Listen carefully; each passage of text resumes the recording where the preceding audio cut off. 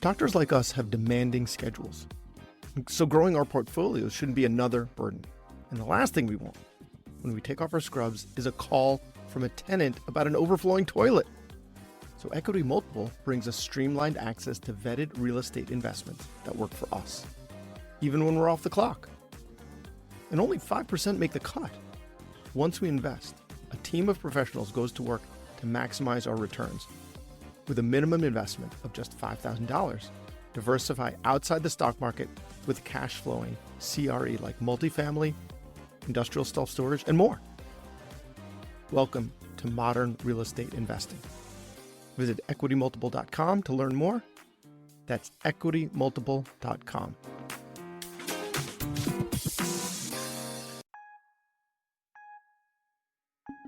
Hey, this is Brad Block, host of The Physician's Guide to Doctoring. This is a personal and professional development podcast for physicians where we have experts on the show that try to teach us everything we should have been learning while we were memorizing Krebs cycle. Welcome back to the podcast. On today's episode, we are going to mind the science. We've got Dr. Jonathan Stea, who is a full-time practicing clinical psychologist, adjunct assistant professor in the Department of Psychology at the University of Calgary. He specializes in the assessment and treatment of concurrent addiction and mental health disorders, and he's a two-time winner of the University of Calgary's Award for Excellence in Clinical Supervision and co-editor of the book. I've been following Dr. Stea for a long time online, and I've been trying to get him on the show. Last time I DM'd was like 3 years ago, and then I saw he had written a new book, which is what we're going to be talking about today. So I was like, oh, hey, how about now? And he said, great, let's do it. So I finally got him on the show, and we're going to get started. So the book is called Mind the Science, and I strongly recommend that everyone check it out because it's about the intersection of the wellness industry and really psychology, the anti-psychiatry movement. So Dr. Stea, thanks so much for being on the show.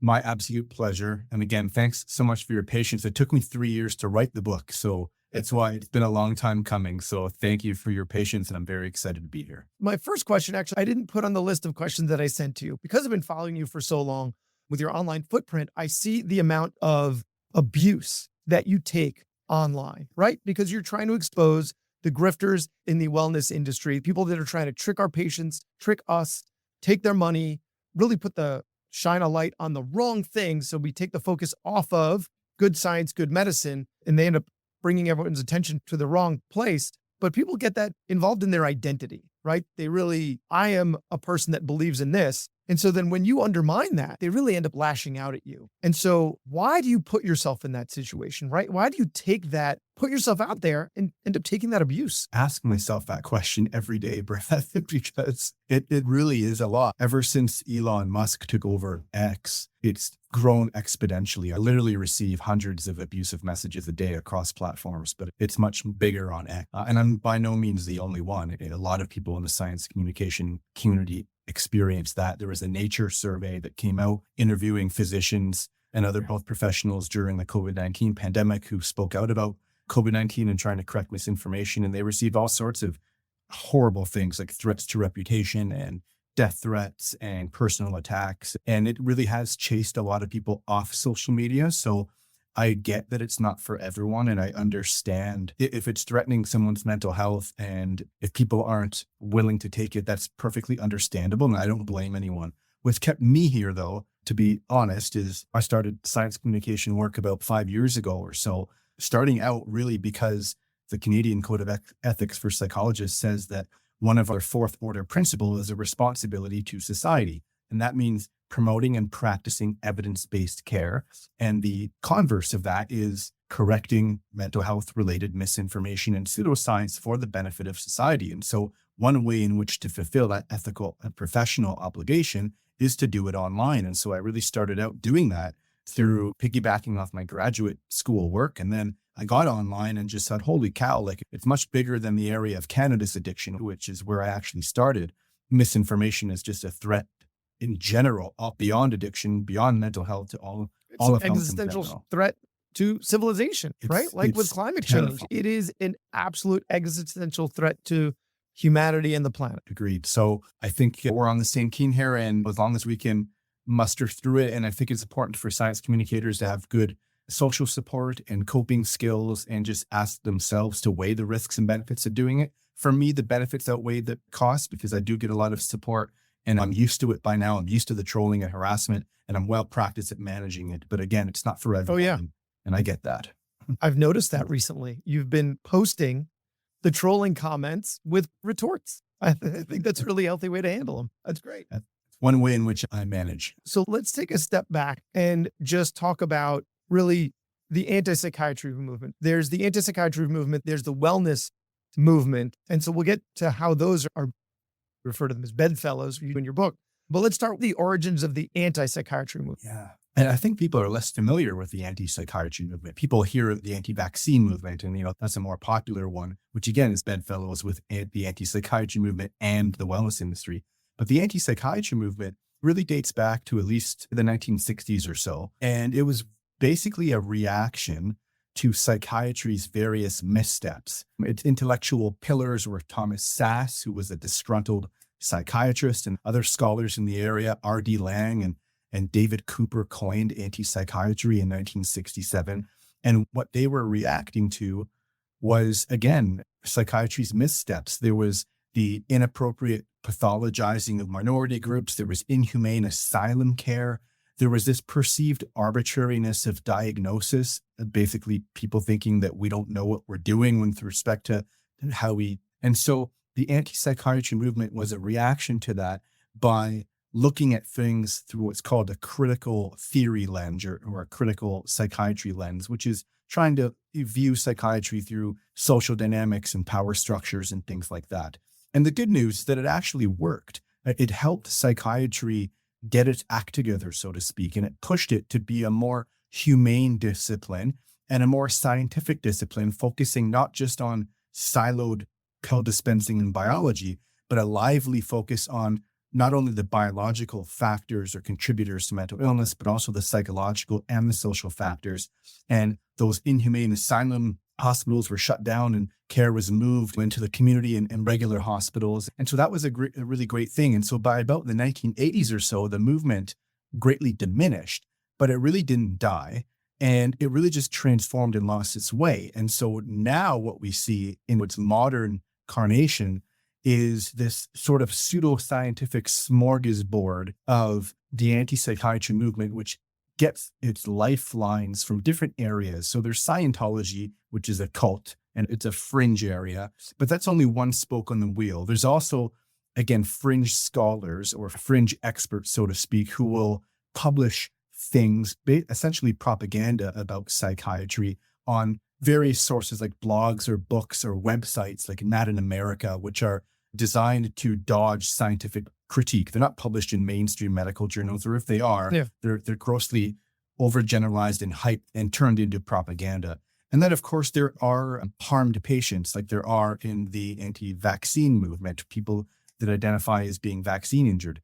The problem, though, is that when you get into the online world, there is just a total gong show, for lack of a better word, in terms of misinformation spread. There's just so much anti-psychiatry propaganda nowadays. And what I mean by that is things like denying the existence of mental illness at all, saying depression doesn't exist, schizophrenia doesn't exist, all psychiatric medications are more harmful than helpful. And we get these, even though that's the sources of the anti-psychiatry movement, these tropes and this propaganda has really become baked into our culture. And it's a big thing. You got major influencers like Andrew Tate online who's tweeting to hundreds and millions of people that depression doesn't exist, or Elon Musk saying several times that SSRIs, which are antidepressants, are more harmful than helpful. And these guys aren't per se part of the anti-psychiatry movement, but they're parodying anti-psychiatry tropes. And people will tend to believe this stuff because the more we hear misinformation, the more likely we are to believe it. Correct me if I'm wrong, but there seems to be some libertarian ethos there. Like the whole concept of you should be able to pull yourself up by your bootstraps. Like you're sad because you doing this, right? And so I'm not sad because I'm living my life well and eating right and exercising. And all you have to do is do things like me, and then you won't have these symptoms either. Like there seems to be some parallel there. I think so. Yeah. You got guys like Andrew Tate's tweets, and they're saying that the only people who get depression, and I'm quoting here, he says that it's fat, lazy men, essentially. So like he'll use those stigmatizing terms, fat, lazy. And it's what that does is it positions health as a moral virtue, essentially, that people with good health are morally virtuous and the ones that aren't. And that essentially has its roots in the wellness industry and the alternative medicine community, that kind of moralizing of health. Because the next question was, why were the wellness industry and anti-psychiatry movements destined to be bedfellows? And it seems like that's the end. Is there any more to it? I think that's the main component, but the other main component too is that both the wellness industry and the anti-psychiatry movement and the anti-vaccine movement, essentially anti-science movement, they all serve as foils to mainstream medicine at large. And that's why they make good bedfellows, because essentially, in order for those movements to succeed and the wellness industry to succeed, it requires a polarizing, divisive narrative that sows distrust in mainstream medicine. For example, if people go onto a wellness website or a wellness Instagram reel or an alternative medicine website, you'll see things like mainstream medicine doesn't know what it's doing. They'll literally say things like mainstream medicine only masks the symptoms. They don't address the root cause. We address the root cause. But when you dig deeper, it's a pseudoscientific or false root cause. It's because it's saying that the root cause of someone's depression is either a diet deficiency that you didn't know you had, or it's an energy blockage that you didn't know that you had that doesn't exist, that you need energy healing to fix. So that's how they're bedfellows. What your doctor doesn't want you to know, right? Those, exactly triggering posts. Exactly right. That's the narrative. That's why they make bedfellows, because that is the ideology. They're turning us into the enemy and then profiting off of it, which makes our jobs harder. It undermines confidence in the healthcare system, in public health, and in healthcare practitioners. So they are, and I was going to ask this as a question later, but let's get this out now. That's one of the problems with giving into pseudoscience beliefs. Like my wife will say, just let them have their healing crystals. Just let them have it. Everyone understands that might lead to delayed care or that might lead to misdiagnosis. But as long as they're following up with their oncologist and they're doing all the things that allopathic medicine, modern medicine recommends, just let them have their fringe pseudoscience beliefs too.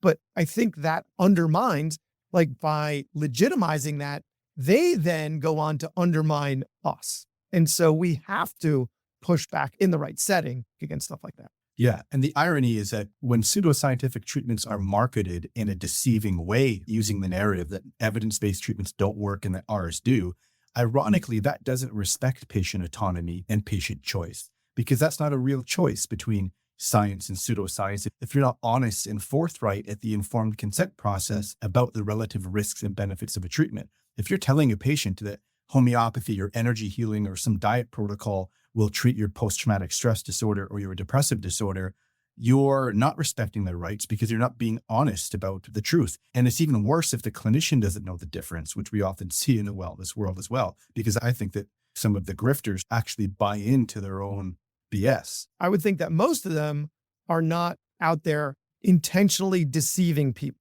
And you can tell me as a psychologist if I'm right or wrong on this, because I think most people are the hero of their own story. They're the good guy. Nobody's the villain of their own story. So I don't think they're doing the thing and maybe playing a little with the edges. Okay, I know this isn't working so well, but they seem to love it. So let's keep selling this. But really, in their heart of hearts, believe that what they are doing is the right thing. What do you think about that? I would agree with that. I think that's the vast majority of cases. I think it's a minority who are just maliciously out to financially exploit people. I think the vast majority of people buy into their own pseudoscientific health ideology, like really believe in what they're doing, and they've incorporated it in their identity. And in some ways, that makes it more dangerous because now they have a fight to go for, and they think that, as you said, they're the hero and they need to push back against this evil empire, big pharma, mainstream medicine, whatever it is. And that makes them very dangerous. What comes to mind is, I think of RFK Jr. out in the US, leaders of the anti-vaccine movement. I think they actually believe it. Most of them. Yes. So. Speaking of RFK Jr., there was recently a protest outside of Kellogg, which I think is really interesting that they would protest outside of Kellogg, right? Because for a couple of reasons. One is when I was in my 20s, there was this protest outside of Occupy Wall Street, where they were going to like sleep outside Wall Street as if the people that worked at Wall Street are just going to step right over you. They don't care. You're going to protest somewhere, protest it in front of Congress where they like can make the laws that regulate what happens on Wall Street. Don't occupy Wall Street. So they're basically occupying Kellogg, right? To protest the use of artificial dyes and all these things where really that's not the problem. Yeah, Fruit Loops are trash. They're delicious, but they're trash. It's not the dyes that make them trash, guys. It's the Fruit Loop that's the problem. So they protest outside. They're acolytes of RFK Jr. But you talk in your book about Kellogg, right? About Mr. Kellogg. And I think they have some things in common, right? Like the people that are protesting outside Kellogg with the original Mr. Kellogg. Those influencers and Mr. Kellogg have in common. It's a bit ironic in that sense, right? Because John Harvey Kellogg was a really popular physician back in the day, over 100 years ago. Him and his brother was the one who actually founded it. His brother took it off with the Kellogg Company.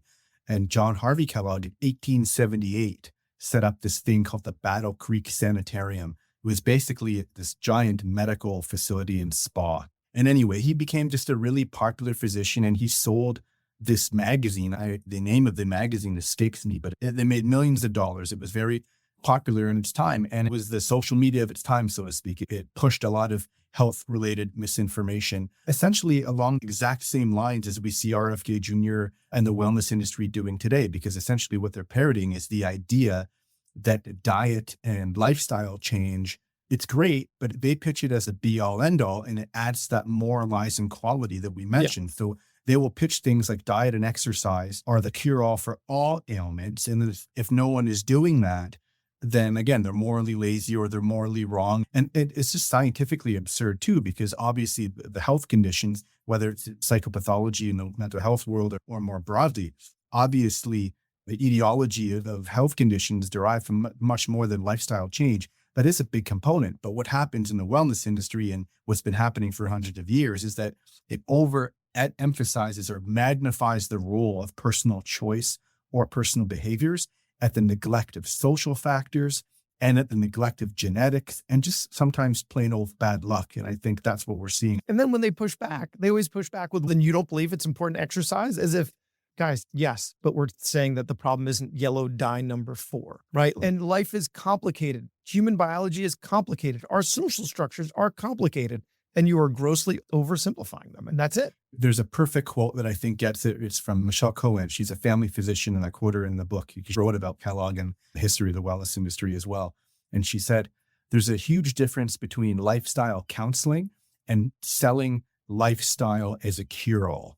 The former makes you a healthcare provider. The latter makes you a grifter.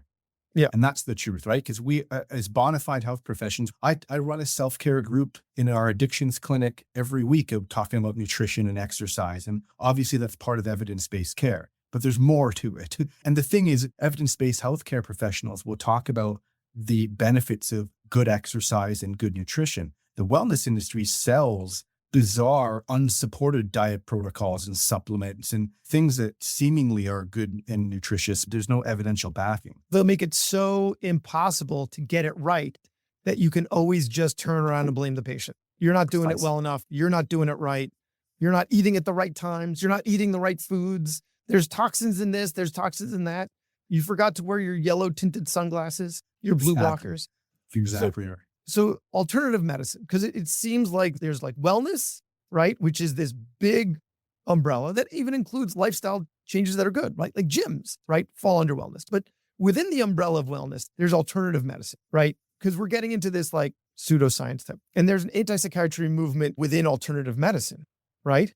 And so where am I going with this? So the question is, how is alternative medicine, which seems like disparate beliefs to me, it's an ideology unto itself. So how is it that alternative medicine, and I apologize, it turned out to be a bit of a non sequitur. I apologize. It's a little jarring for the listeners where I'm going with this, but we're talking about, so alternative medicine, it seems like many disparate beliefs and ideas, but yet it is one ideology unto itself. How is that possible? That's one of the main themes, the major arguments that I try to make in the book, and that I really want to help people understand it. And the argument is such that alternative medicine is not merely a set of unsupported or pseudoscientific treatments, just homeopathy or energy healing or some weird diet protocol.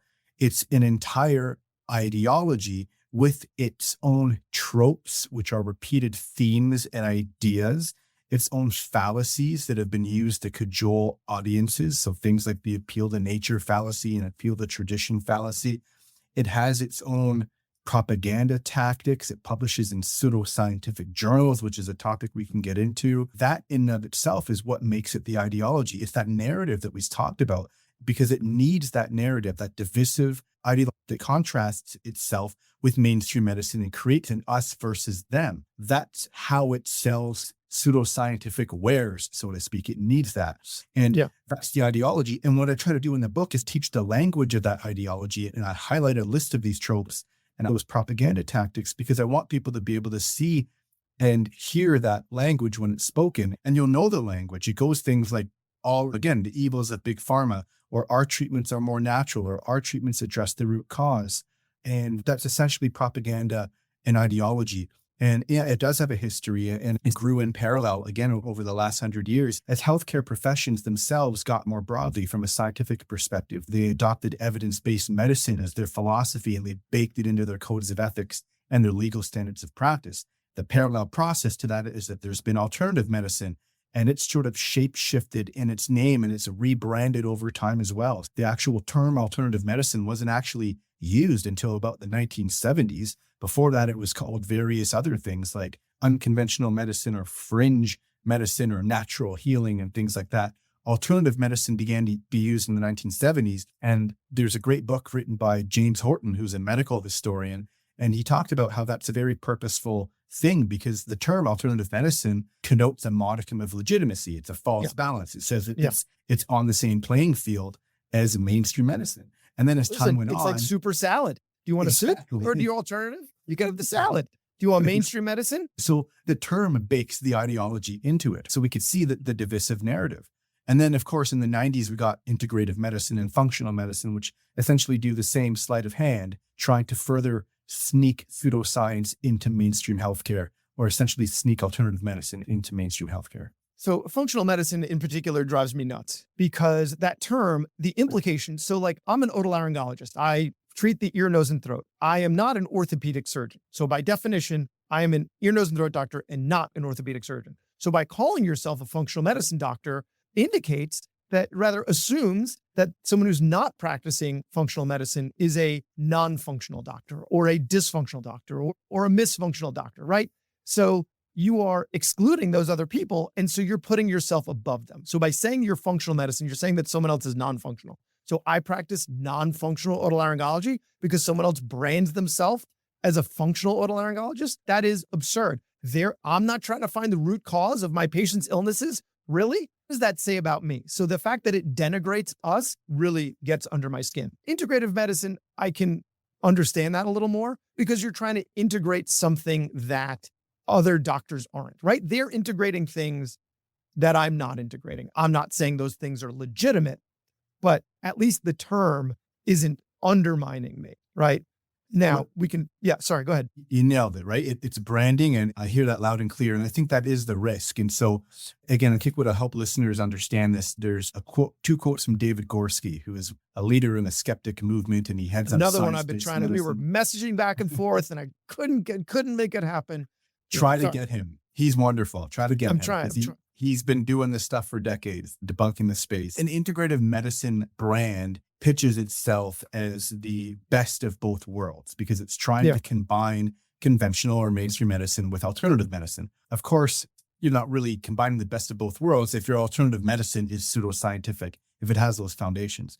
Anyways, but like you said, at least the sleight of hand is laudable if they're trying to, again, combine these best of both worlds. But what David Gorski called functional medicine was the worst of both worlds because what it does is it combines the massive over-testing that we see in mainstream medicine, the over-testing and the over-pathologizing, with just pure quackery, which is your alternative medicine pseudoscientific treatment. Oh my God. And the amount of counseling I do on the perils of testing, right? Because we find stuff and then those are incidentalomas. And there are studies that show that over-testing improves patient satisfaction, right? But leads to worse outcomes because then you end up having to do things that some of which carry risk, right? And so it's getting this testing as someone who's trying to take the best care that I can of my patients.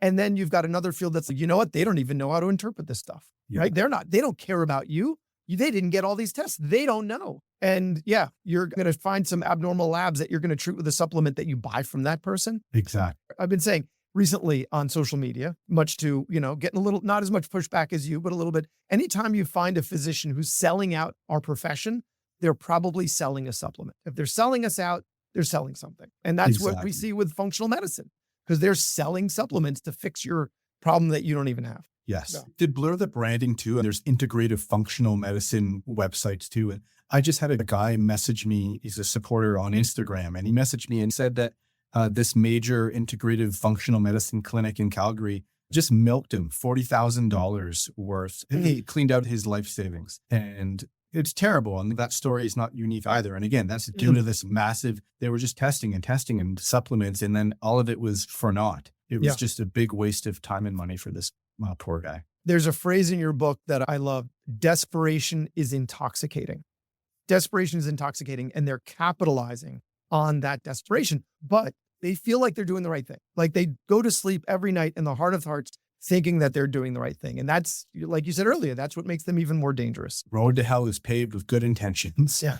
So there's integrative medicine we just talked about, and there is functional medicine. And then there's this other field that I just want to touch on a little bit called naturopathy, which for me, like you said earlier, the appeal to nature fallacy. It is a field that's derived from a logical fallacy. It's a logical fallacy. Nature is better, so we're going to make everything natural, which is just an incorrect way to reason. And yet you get a doctorate in it. And the reason I brought it up is because you, in your book, you talk about the case of Jason Klopp, who's a naturopath. He was selling his nephew's feces, saying that it would repopulate patients' gut microbiomes and it would cure their autism, because of course, that was the root cause of autism, right? Not that autism is inordinately complicated and we're learning more and more every day, but that it's something wrong with your gut microbiome.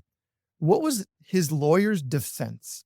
So the lawyer's defense was because this happened in British Columbia, and Jason Klopp was being investigated by his college of naturopathic physicians for essentially practicing unethically.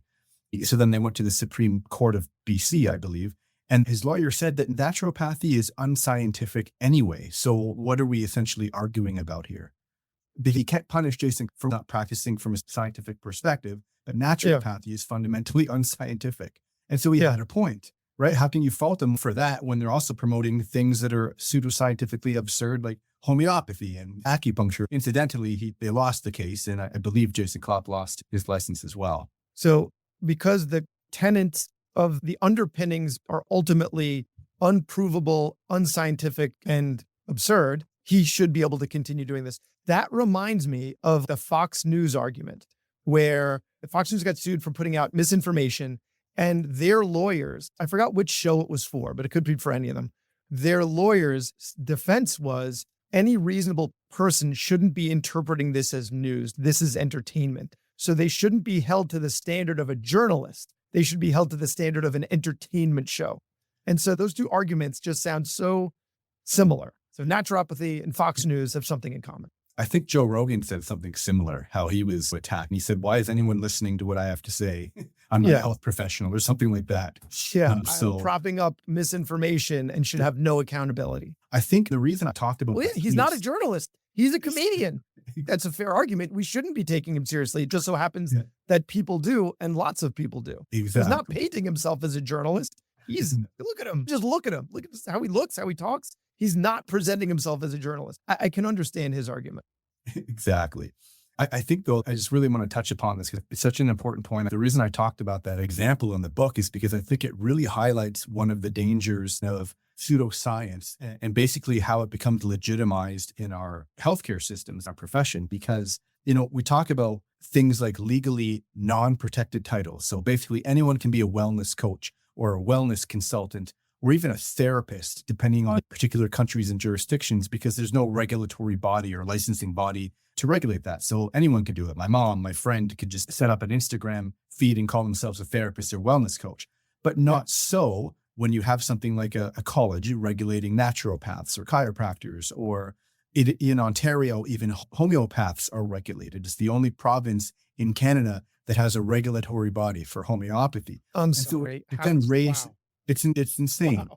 It's insane. And then It's it raises the question for me, which I don't know the answer to, what's more harmful? And it's unclear to me. Do you have a grifter with no license and no accountability, or one where you do have healthcare professional vet accountability and is essentially, so basically having regulatory bodies legitimize things like naturopathy and homeopathy? I think that question is similar to would you go onto a pseudoscience podcast and have a debate with someone? Would you go and have a televised debate with someone who promotes pseudoscientific beliefs? And the answer seems to be no, right? Why? Because it legitimizes them. So I think the answer to this is no, there shouldn't be a governing body because it does legitimize them. It gives you ability to regulate, but how can you, back to that same naturopathy lawyer's argument, like how do you regulate something that's not rooted in something that makes sense? I tend to agree with you.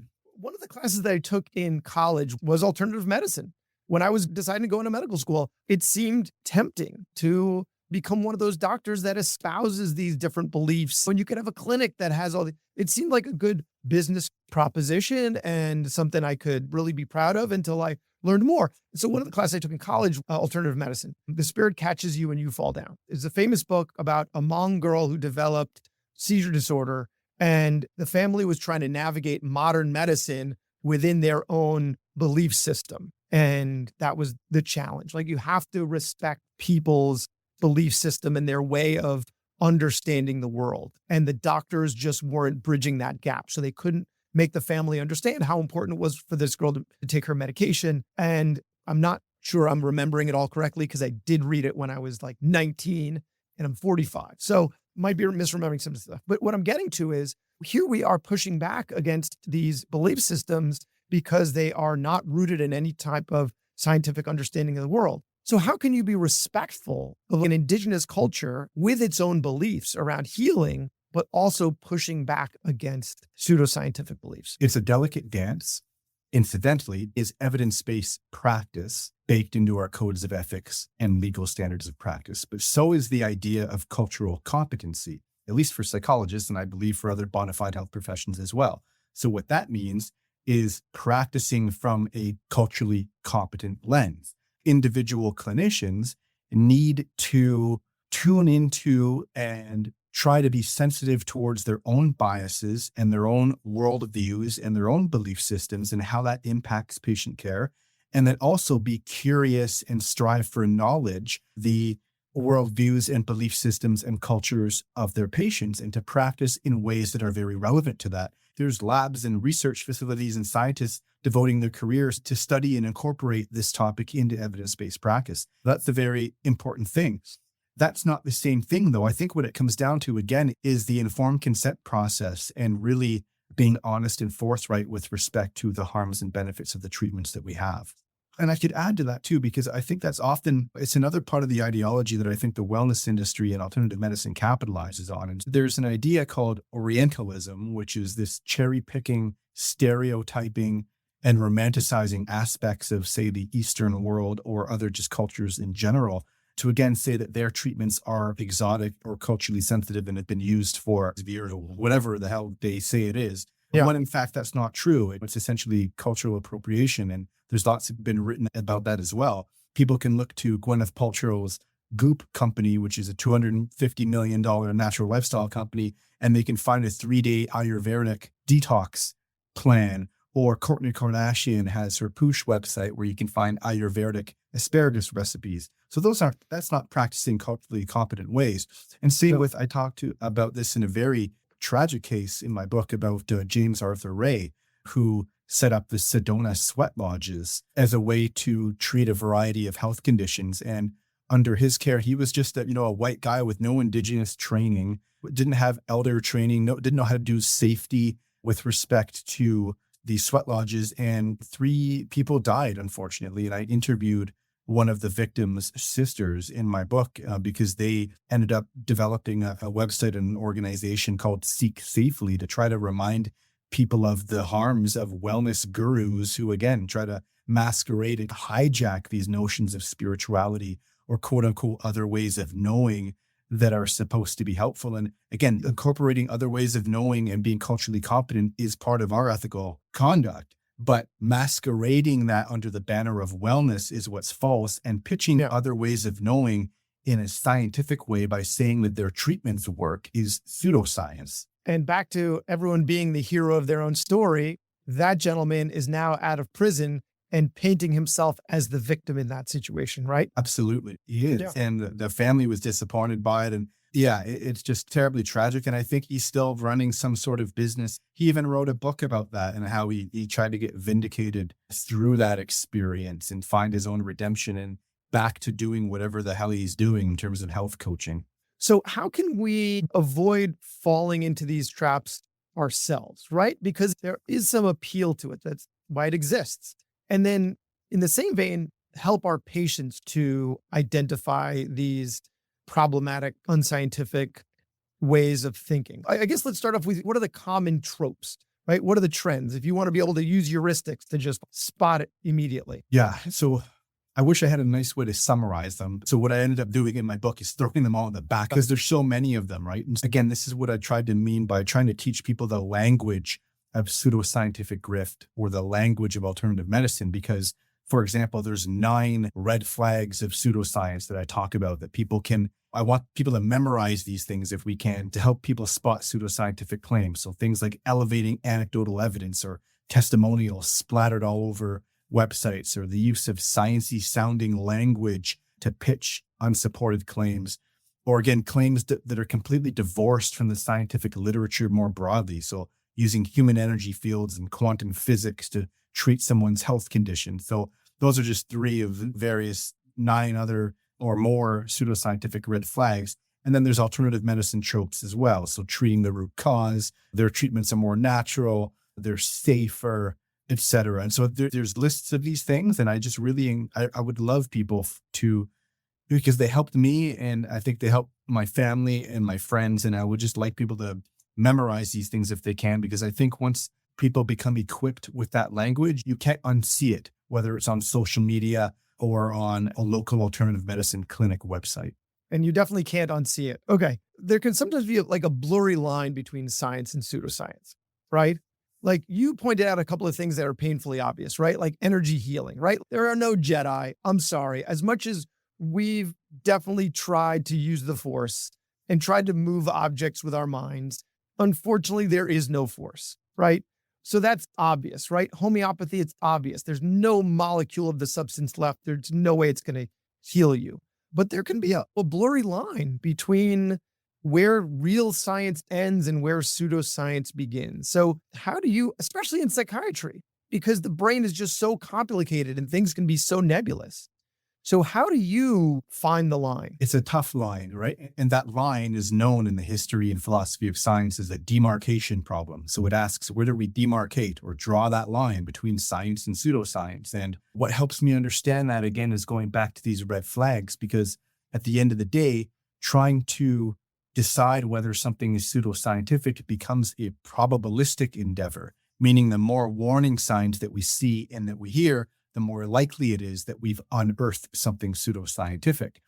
And you're right. So those extremes can be very apparent and it gets really murky in that gray zone. And that's very tough from a clinician perspective and from a regulatory body perspective.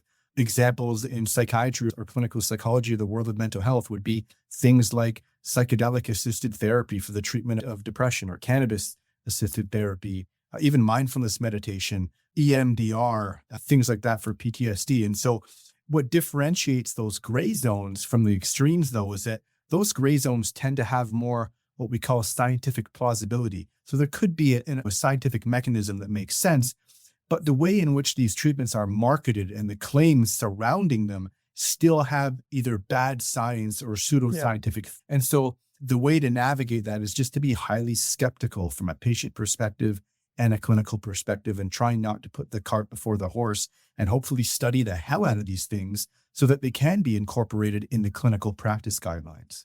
That sounds like it's not the line between science and pseudoscience, but it sounds like the difference between research and practice. Those things are an active area of research. And so people are taking an active area of research and extrapolating it to become, it's not the standard of care, because if you wait for medicine to make it the standard of care, you're going to be waiting a long time. But we already know these things work, so let's do it. As opposed to data isn't really there. It's coming into clarity, and maybe soon, it looks like people are just pitching that stuff to make a buck. right? Yeah. I think where it becomes, it's a great point, where it becomes pseudoscientific again is the way in which it's marketed and sold. And like, for example, like psychedelic assisted therapy, again, it's plagued by bad data, bad science, essentially. I'm hoping that we can get to a point where, again, we study the hell out of it and we can then incorporate it into the arsenal of psychiatric treatments, because not all of our evidence-based treatments are helpful. That would be great.